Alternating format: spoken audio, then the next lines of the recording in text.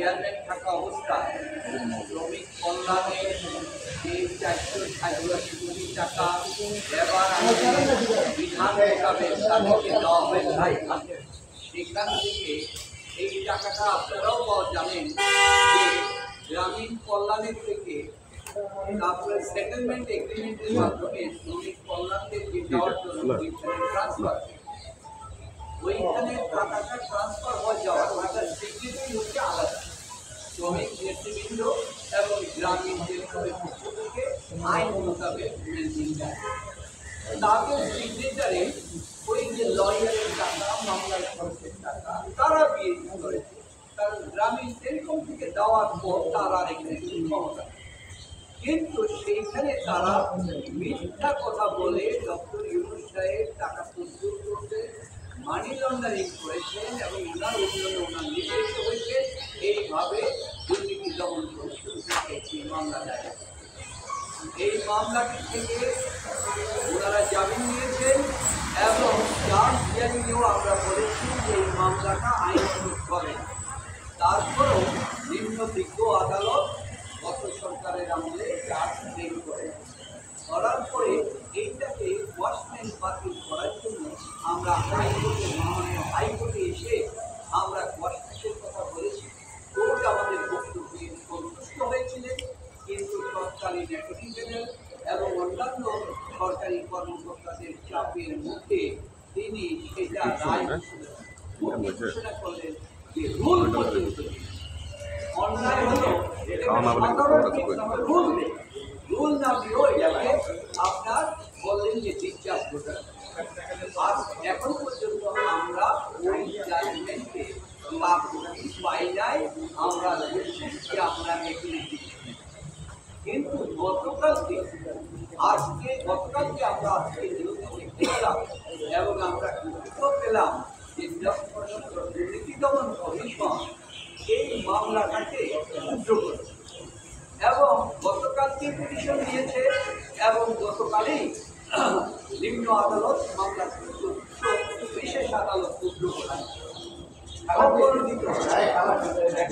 এই বিষয়ে আমি সমস্ত আমাদের যারা আছে ওনাদের সাথে যোগাযোগ করেছি। এই জন্য আপনাদের কাছে কিছু দেরি হলো যে এই ব্যাপারে আপনারা জানেন যে তারা বলে যে আমরা এই ব্যাপারে কিছু জানি না। গ্রামীণ টেলিকমের পক্ষ থেকে এই যে মামলাটা উভয়ের ব্যাপারে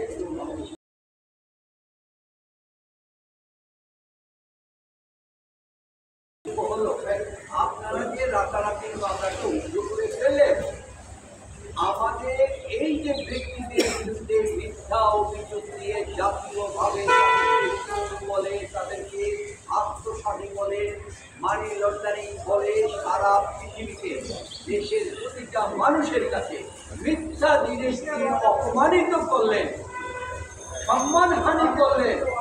এই যে সম্মানহানি করলেন, আজকে আপনারা এসে তারা এখানে মামলা করতে পারেন। এই বিষয়টা ডক্টর মোহাম্মদ ইউনূস সাহেব, আমি আপনারা প্রথম থেকে দেখেছি আইনের তিনি বলেছেন, এখনো বলছেন আমার মামলা আইন পদ্ধতির মাধ্যমে চলবে, আইনের মোকাবেলা করে তিনি করবেন। তাই কালকে এই যে জিনিসটা হয়েছে এটাতে আমরা অবগত না এবং এই বিষয়টি সম্পর্কে আমরা জানি না, কারণ আমরা এটা পেলে আমরা মহামান্য সুপ্রিম কোর্টে আমরা লিপ্ত আপিলে যাব, সেটা আমাদের করতে। সুতরাং এই যে জিনিসটি তড়িঘড়ি করে করা হলো, এইখানে ডক্টর ইউনূস সাহেবের ডাক্তার নাই। তাই আমরা মনে করি যে মহামান্য হাইকোর্টকে কালকে যখন ফোন করবে, আজকে বসে নাই, আমরা ওনাকে অনুরোধ করবো যে আপনি এটা পেন্ডিং, হাইকোর্টে পেন্ডিং, সেই পেন্ডিং থাকা অবস্থায় জজ সাহেব তারা সেখানে উনি পেন্ডিং রেখে দিতে পারতেন, এটা নিয়ে উনি দিতে পারতেন, কেউ করতে পারতেন। সেখানে আমরা মহামান্য এপিলেট ডিভিশনে ওনাকে বলবো যে জাজমেন্টটা আপনি তাড়াতাড়ি দিয়ে দেন, আমরা মহামান্য এপিলেট ডিভিশনে যাবো, আইনগতভাবে ওপেন কোর্টে সাংবাদিকদের সামনে সবার সামনে হাইকোর্ট থেকে জাজমেন্টটা পাই নাই, জাজমেন্টটা দেওয়ার জন্য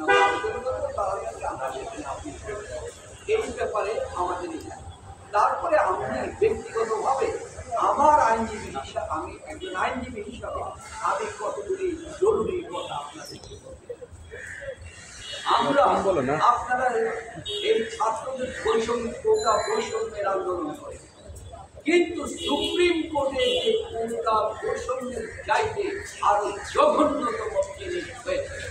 এই যে বিচারপতিদেরকে হাইকোর্ট থেকে নিয়ে আপনার 40 জন 30 জন 25 জন আমাদের পূর্বতম শিক্ষার্থী ওতে 7 জন সর্বশেষ 2 জন তাদের নিয়োগ দিয়েছে, তারা হাইকোর্টের 41 নম্বর সিরিয়াল।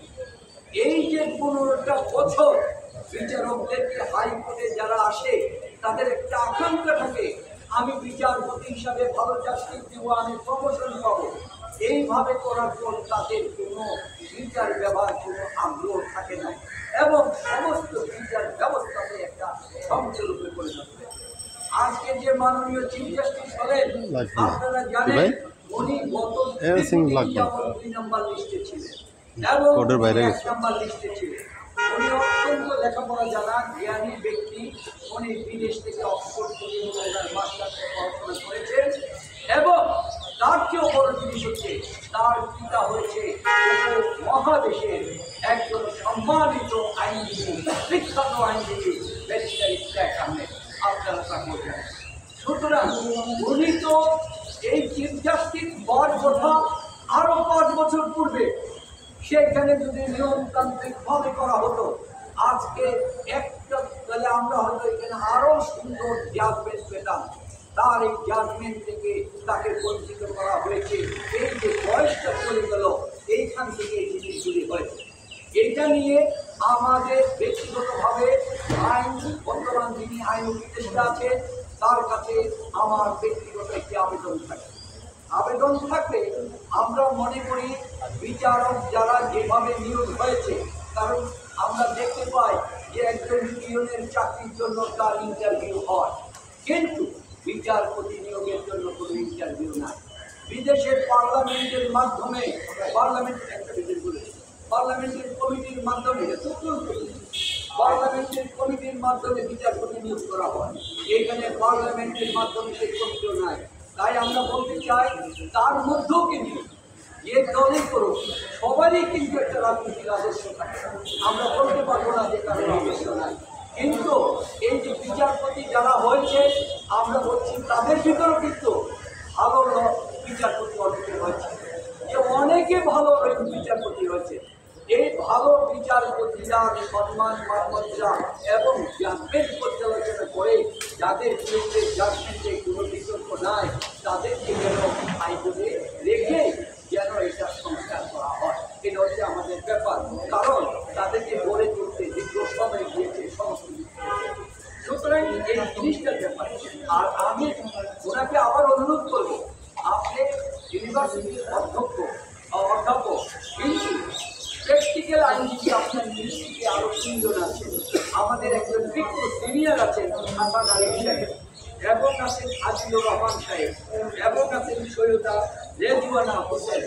আমি মনে করি আপনারা আপনি ওদের সাথেও আলোচনা করেন, প্রয়োজনে আমাদের এই সুপ্রিম কোর্টের যারা বিজ্ঞ আইনজীবী আছে তাদের সাথেও আলোচনা করে বিচার ব্যবস্থায় যারা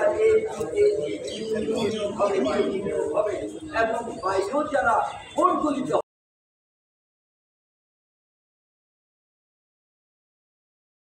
যেন অতীতের সরকারের মতো যেন ডক্টর ইউনূস সাহেবের এই সম্মানিত ব্যক্তি তাকে যেন কলঙ্কিত হতে না হয়, কারণ তিনি সারা পৃথিবীতে সম্মানিত। আর দেশে এসে একজন ব্যক্তির পক্ষে একা কাজ করা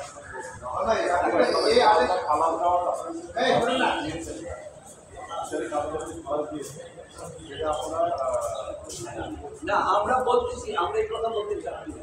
বিচারিক আদালতের যে ক্ষমতা, এই ক্ষমতা সম্পর্কে আমি কোনো প্রশ্ন করব, আমার এই ব্যাপারে কমেন্ট করবো না।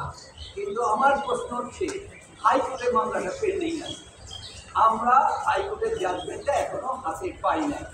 আমরা ডক্টর প্রফেসর মোহাম্মদ ইউনূস সাহেব এখনো বলছি যে আমার সমস্ত কিছু আমি বিচারিকভাবে আমি দেখাবো, আমি আইনগতভাবে, এবং আমি প্রমাণ করব, আইনের মাধ্যমে আমি প্রমাণ করবো আমি নির্দোষ। তাহলে একজন আমাকে অপমান করবে বিনা কারণে বিনা দোষে। দুর্নীতি দমন কমিশনকে কিন্তু আমি কোনো দোষ করছি না, এটা আমাদের জাতীয় সম্পদ, আমাদের জাতীয় প্রতিষ্ঠান। কিন্তু সর্ব জায়গায় কিছু ব্যক্তি বিশেষ একটা প্রভাবিত হয়ে বিভিন্ন সম্মানিত ব্যক্তিদেরকে অসম্মান করে। এটার সাথে আমি সর্বশেষ একটি কথা বলে যাই, আমাদের দেশের সবচেয়ে বড় সমস্যা হচ্ছে ট্রাফিক সমস্যা। আমাদের শিক্ষা ছাত্রীরা যে ট্রাফিক ব্যবস্থা করেছে এত উন্নত, ট্রাফিকটা যখন আসবে ট্রাফিকের ডিআইজির কাছে আমার একটু অনুরোধ থাকবে, আপনারা আমরা দেখতে পাই এই তাদের জিনিসটা ফলো করে আপনারা গাড়ি থামিয়ে চাঁদা তুলতে গিয়ে ট্রাফিক ব্যবস্থাকে আপনারা ধ্বংস করে দিয়েছে। আজকে ছাত্ররা যেভাবে অ্যাম্বুলেন্সের লাইন করেছে, আমি একটা প্রশ্ন করছি,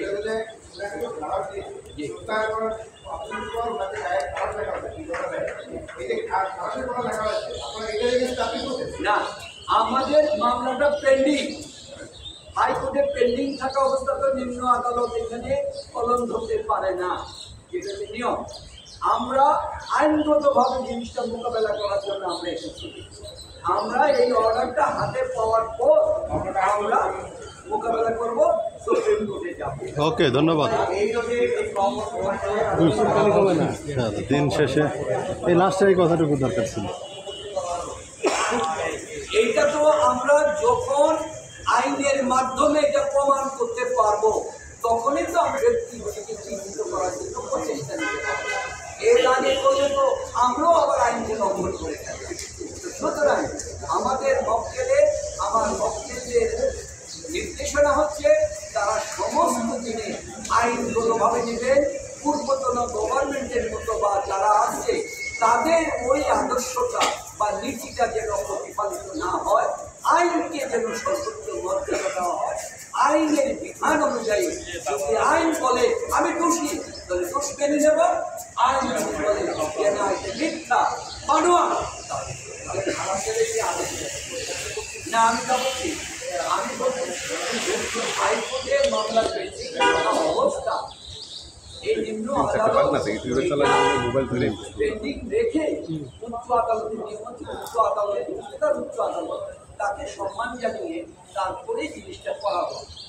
এইখান থেকে ওনারা তড়িঘড়ি করে আপনার যে জিনিসটা দিয়ে দিলেন আবার সেদিনেই দেখা গেল যে হয়ে গেল, আমরা এটা সম্পর্কে অবগত ছিলাম না, তাই আপনাদেরকে অবগত করার জন্য আজকে আইনগত পর্যালোচনা করে ওকে, থ্যাংক ইউ। আমি তা জানি না, কারণ আমরা এই বিষয় সম্পর্কে জানি না। এই মামলাটা সম্পূর্ণভাবে ভিত্তিহীন। আপনারা কোর্টে দেখেছেন যে রনি ভাই আর লাগবো টাকা দেওয়ার পর ওই ফান্ডের তো উনি সিগনেটারি না, গ্রামীণ টেলিকমের কেউ সিগনেটারি না, তাহলে তারা কিভাবে আত্মসাৎ করে, কিভাবে মানি লন্ডারিং করে? এই জিনিসটাই তো প্রমাণ করতে চাই আমরা যে আমার তো ক্ষমতা নাই, যিনি আপনার অ্যাকাউন্টের টাকা কি আমি তুলতে পারবো? সুতরাং এইখানে তো ওনাদের এখানে কোনো সংশ্লিষ্টতা নাই। জিনিসটাই আমরা আইনের মাধ্যমে আমরা এইভাবে খাবার চাই না, অপমানিত হয়ে এইভাবে খাবার চাই না।